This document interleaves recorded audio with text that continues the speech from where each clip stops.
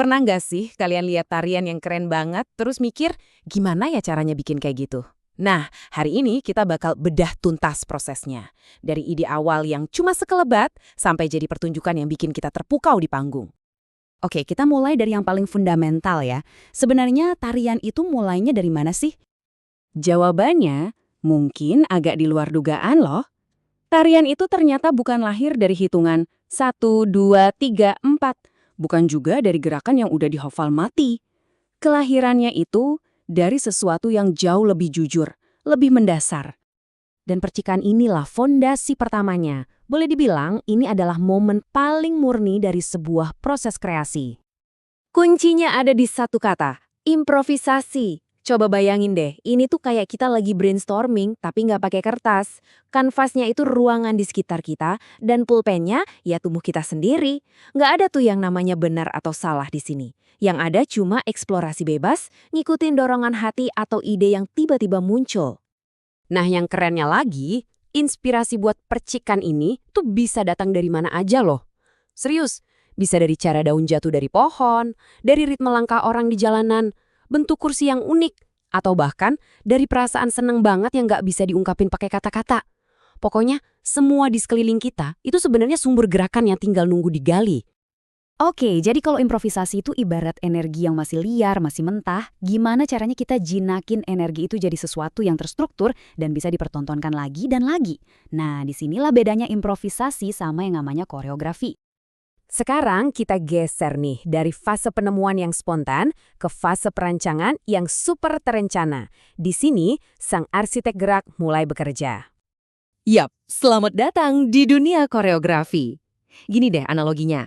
Kalau improvisasi itu kayak kita nemuin banyak banget kata-kata acak, nah, koreografi itu tugasnya merangkai kata-kata itu jadi puisi yang punya makna. Jadi, ini adalah proses ngasih struktur, tujuan, dan arti ke setiap gerakan yang udah kita kumpulin tadi. Setiap koreografer itu, si arsitek gerak ini, pasti mainnya sama 3 elemen dasar. Ada ruang, ini kanvasnya. Ada waktu, ini ritmenya, detak jantungnya. Dan terakhir, ada tenaga. Ini yang nentuin kualitas gerakannya. Mau keras, lembut, patah-patah, atau mengalir.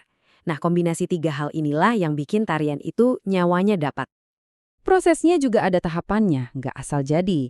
Pertama, eksplorasi. Ini fase nyari bahan sebebas-bebasnya. Kedua, improvisasi. Bahan yang udah didapat tadi dimainin, diotak-atik. Ketiga, komposisi. Nah, di sini baru deh dipilih gerakan terbaik, terus disusun jadi satu rangkaian. Terakhir, evaluasi, semuanya dipoles lagi biar kinclong dan sempurna. Terus, apa jadinya kalau percikan spontan dari improvisasi tadi digabungin sama cetak biru yang rapi dari koreografi? Hasilnya, lahirlah yang kita kenal sebagai tari kreasi. Ini jenis tarian yang modern, inovatif, bebas, tapi dia nggak pernah lupa sama akarnya. Ini adalah inovasi yang berdiri kokoh di atas fondasi tradisi. Kalau mau bikin tari kreasi, kira-kira begini langkah-langkahnya.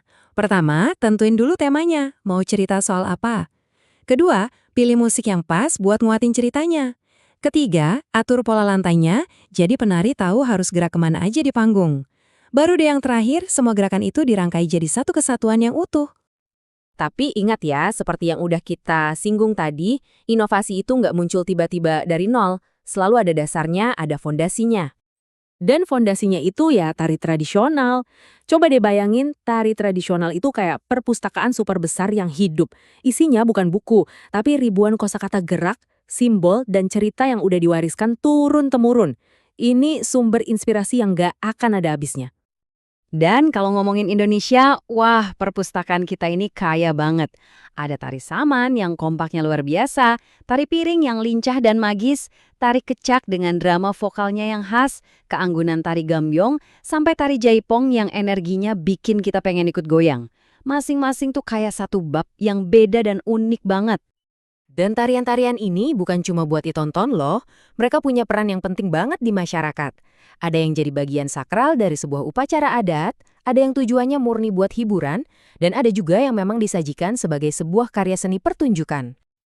Oke, kita udah bedah semuanya dari A sampai Z. Sekarang, gimana caranya pengetahuan ini mengubah cara kita nonton tarian? Ingat satu hal ini ya, mau itu pertunjukan yang megah banget, tarian yang lagi viral di media sosial, atau ritual yang sakral, semuanya itu berawal dari titik yang sama. Dari cuma satu percikan ide kecil yang kemudian jadi satu gerakan pertama. Jadi nanti kalau kalian nonton tarian lagi, coba deh perhatiin lebih dalam. Kira-kira kalian bisa ngerasain nggak percikan improvisasi liarnya? Atau ngelihat arsitektur koreografinya yang rapi? Atau mungkin kalian bisa dengar gema tradisi yang jadi nyawa dari setiap gerakannya? Bisa jadi, kalian bakal lihat ketiganya menari bersama dalam satu harmoni yang indah.